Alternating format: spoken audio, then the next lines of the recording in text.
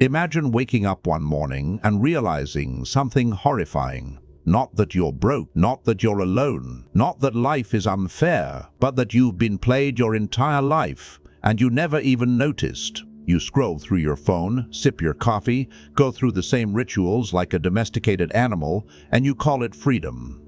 Yet deep down, something feels wrong, like a silent pressure behind your eyes, like the world is smiling at you while sharpening its knife.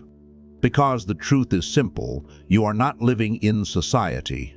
You are living in a battlefield disguised as civilization. And on this battlefield, there are two types of men: those who understand power and those who become fuel for it. Most people never even realize their prey. They think their kindness is virtue. They think their honesty is strength. They think being a good person is protection. But the world doesn't reward good people. It rewards effective people. It rewards men who can read a room like a predator reads the forest. Men who know when to speak, when to disappear, when to strike, and when to let someone destroy themselves. But here's what nobody tells you. The moment you become predictable, you become controllable. And once you're controllable, you're already owned. You can feel it, can't you? That invisible pressure to be polite, to be agreeable, to fit in, to swallow your instincts and call it maturity. But what if that pressure isn't culture? What if it's a cage? What if society doesn't exist to free you, but to domesticate you? And this is where it gets dangerous, because Machiavelli understood something most men are too afraid to admit. People don't follow morality. They follow advantage. They don't respect kindness. They respect strength disguised as kindness. They don't reward loyalty. They reward whoever controls the game. And if you don't learn the game, you will spend your life wondering why you keep losing. Most people never recover from this mistake. They spend their whole life trying to be loved, while others are trying to be untouchable. They don't care about truth. They care about control. They don't care if you trust them. They only care that you can't escape them. And while you've been trying to be understood, they've been studying your weaknesses like a scientist studies disease. Here's the shocking line. The world doesn't destroy you with violence. It destroys you with manipulation. So the great question is simple. If you are surrounded by predators wearing smiles, what are you going to become? A victim or something far more dangerous? Because by the end of this, you'll understand the 8 ruthless lessons Machiavelli would teach you if he were alive today, and once you see them, you will never again be used like a pawn. The hidden problem isn't that people are evil. The hidden problem is that you were trained to believe they are good. And when you believe that, you walk into life with your throat exposed. Carl Jung called this the shadow, the part of you that society forces you to bury. Your hunger, your aggression, your jealousy, your instinct to dominate. You were taught to suppress it, to label it immoral, to pretend it doesn't exist. But Jung warned that what you deny doesn't disappear. It waits in the dark and it returns as weakness. Nietzsche saw it too. He believed most morality is not about truth, but about control. The herd invents rules to shame the strong, punish ambition, and make powerful men feel guilty for wanting more. So you grow up thinking humility is virtue, when often it's just fear disguised as politeness. You think you're free, but you're not. You think it's your choice, but it never was. Because the real prison is your need to be accepted. That need becomes your leash. And the moment someone senses that leash, they can pull it whenever they want. They can guilt you, shame you, push you, test you, and you will tolerate it because deep down you're afraid of losing connection. That is why Machiavelli's philosophy is terrifying. He wasn't teaching cruelty. He was exposing human nature. He understood that most people are driven by 2 forces, fear and desire. Desire makes them chase pleasure, validation, and status. Fear makes them lie, betray, submit, and turn on anyone who threatens their comfort. Viktor Frankl said, "Meaning is what saves a man." But most men don't have meaning. They have distractions. Dopamine, comfort, social approval. And a man addicted to comfort is the easiest man to control. It starts quietly. You forgive too fast. You stay silent to keep peace. You tolerate disrespect because you don't want conflict. And without realizing it, you teach people something dangerous. Your boundaries are negotiable. You become predictable. And predictable men are easy to exploit. Then the erosion begins. Your confidence doesn't collapse overnight. It leaks out through small humiliations you pretend don't matter. A friend jokes at your expense. A coworker takes credit. A partner tests your patience. And you keep smiling because you want to look strong. But inside, your self-respect is being carved away like stone underwater. Every moment, life asks you a question. Will you tolerate this, or will you evolve?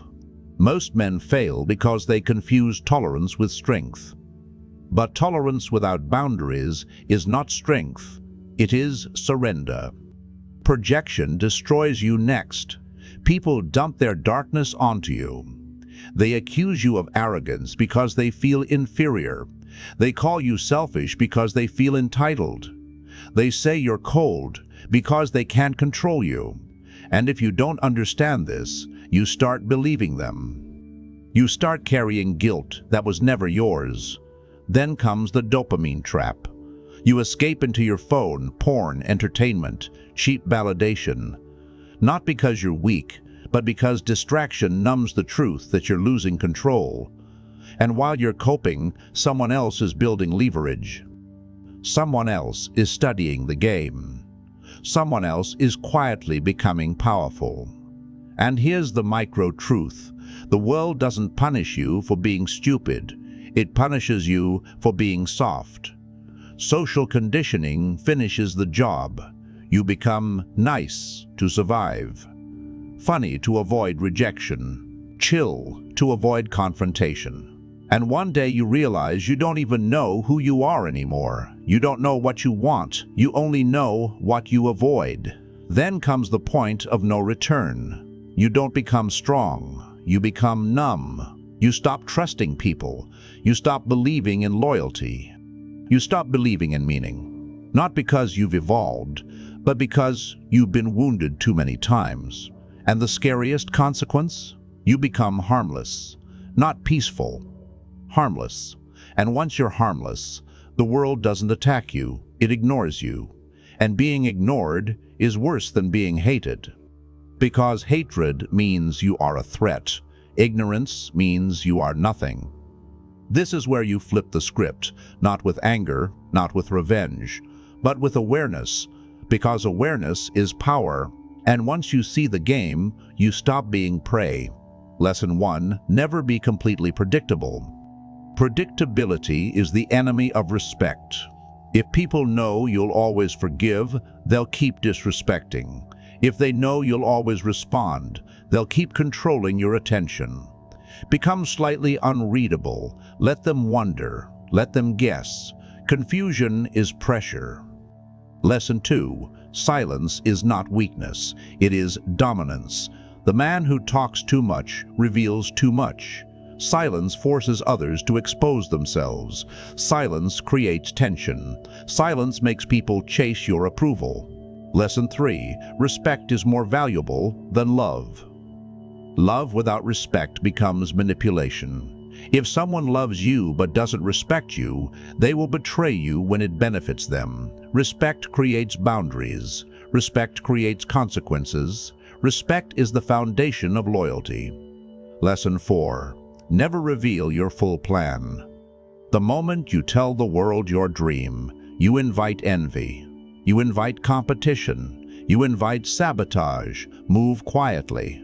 Let results speak. Now comes the mirror moment. You realize something brutal. You weren't betrayed because you were too good. You were betrayed because you were too available. You weren't disrespected because you were unlucky. You were disrespected because you tolerated it. Lesson 5.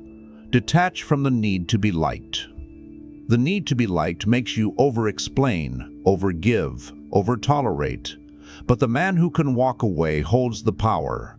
Detachment is not cruelty. It is self-respect. Lesson 6. Reward loyalty and punish disrespect instantly. Not emotionally, not dramatically. Simply remove access. No arguments, no begging, just consequences. People don't learn through explanations. They learn through loss. Lesson 7. Study patterns, not words. Words are masks. Behavior is truth. Watch how people react when they don't get what they want. Watch how they treat those below them. Watch how they respond to your boundaries. The moment someone shows you who they are, believe them. Lesson 8. Become disciplined enough to scare yourself.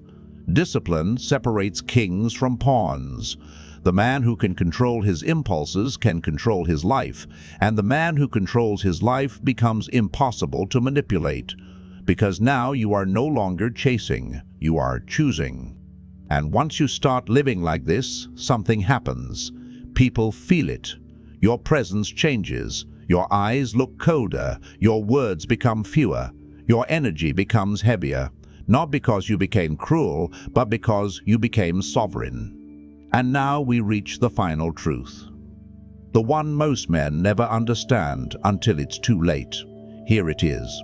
The unforgettable revelation. The world does not reward the man who is good. It rewards the man who is hard to control. That's the real secret. You were trained to believe morality would protect you, that being honest would earn loyalty, that being kind would attract respect. But Machiavelli saw through the illusion. People don't follow virtue. They follow power. They follow certainty. They follow the man who looks like he cannot be shaken. And once you understand this, everything becomes obvious in hindsight. The men you admired weren't always the smartest. They were the most disciplined, the most strategic, the most emotionally controlled. They didn't chase love. They didn't chase approval. They didn't beg for respect. They moved like predators, calm, patient, prepared. This is the existential truth. Life is not fair, but it is consistent. It rewards strength. It punishes weakness. It tests every man until he either evolves or breaks. So here is your final transformation statement. You stop being the man who hopes. You become the man who knows. You stop being the man who reacts. You become the man who controls. You stop being the man who is played. You become the man who plays the game better than everyone else. Now comment this phrase right now. I am not controllable. And if you want more scripts like this, dark, tactical, and brutally real, then hit like, subscribe, and stay close, because the next lesson might save you from the next betrayal. Because from this moment forward, you are no longer the same person. You don't fear rejection. You don't fear betrayal. You don't fear loneliness. You fear only one thing now, returning to the version of yourself that was easy to manipulate. And that version of you is dead. The world is a chessboard, and you have finally stopped being the pawn. I'll see you in the next one.